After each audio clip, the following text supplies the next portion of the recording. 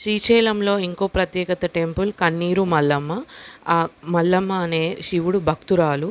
తను శివుడు ప్రత్యక్షం అయినప్పుడు ఆనంద బాష్పాలతో ఉన్నప్పుడు ఆ ఒక చుక్క అనేది ఇక్కడ పడింది.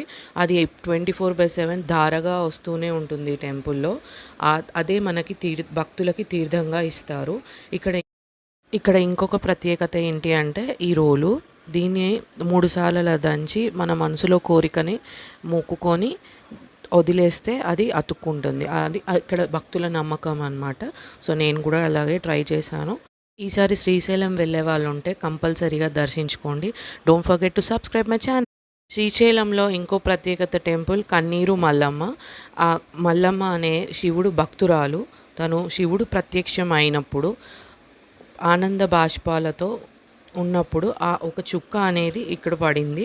అది 24/7 ధారగా